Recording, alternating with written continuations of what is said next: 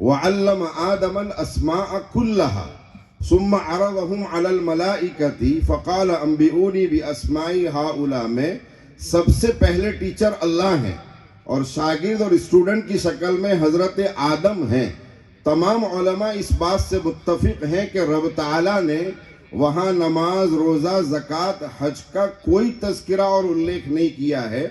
بلکہ انسانیت کو نفع پہنچانے والی جتنی بھی چیزیں ہو سکتی ہے اس کے کچھ پوائنٹ کا علم دے کر یہ پیغام دیا کہ قیامت تک انسان کو کام آنے والی جتنی بھی چیزیں ہو سکتی ہے ان تمام کا علم سیکھو، یہ میری سنت یعنی اللہ کی سنت ہے، اور اس کے بغیر دنیا جنت کا نمونہ نہیں بن سکتی ہے۔ اس لیے کہ علم اور ایجوکیشن جب آتا ہے انسان کے عقائد درست ہوتے ہیں، علم اور ایجوکیشن جب آتا ہے اس کی عبادتوں کا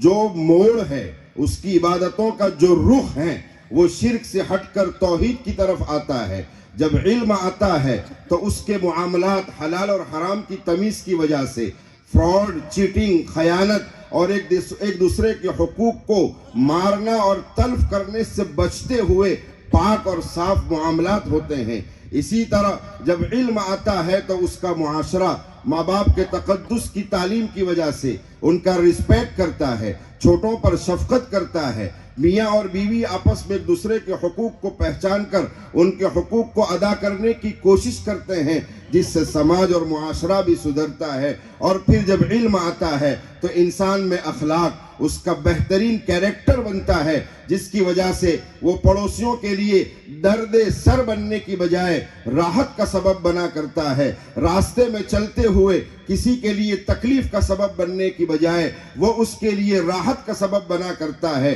کسی مظلوم کو اس کی مظلومیت سے ہٹانے کے لیے ایک بہت بہترین ریزن بنتا ہے، ظالم کے پنجوں کو مروڑنے کے لیے وہ علم کی بنیاد پر ظالم کے ظلم کو ختم کرنے کے قابل بنا کرتا ہے۔ تو علم ہی ایک ایسا ہتھیار ہے جو میرے اور آپ کے عقیدے کا رخ درست کرتا ہے، جس سے خالق اور مالک راضی ہو جاتا ہے۔ علم ہی ایک ایسا ہتھیار ہے جس سے میری اور آپ کی عبادتوں کا رخ درست ہوتا ہے۔ علم ہی ایک ایسا ہتھیار ہے جس سے میرا معاشرہ اور میرا سماج درست ہوتا ہے، اور علم ہی ایک ایسا ہتھیار ہے بازاروں کی کنڈیشنز جو آج کل بیاج اور سود، فراڈ اور چیٹنگ اور غلط مال کو بیچنے کے جو طریقے، یا اسی طرح جو ٹینڈر پاس کیے جاتے ہیں اور اس میں لانچ اور رشوت کے نام پر اپنی اور نسل کی تباہی کے جو دہانے کھولے جاتے ہیں، اگر اس کو بند کرنے کے لیے بہترین کوئی ہتھیار ہو سکتا ہے تو وہ علم اور ایجوکیشن ہے۔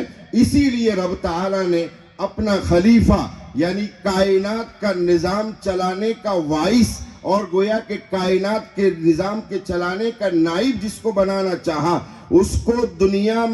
دنیا کے پروگریس کے لیے کام آنے والے تمام علوم سکھا دیے، اور پھر فرمایا انہی علوم کی بنیاد پر ہم تمہارا مقام بڑھاتے ہیں۔ فرشتوں کی عبادتیں ایک طرف دھری کی دھری رہ جاتی ہیں، اور ان فرشتوں کو کہا جاتا ہے آدم کے سامنے ذرا اپنے آپ کو جھکا کے دکھا دیجئے۔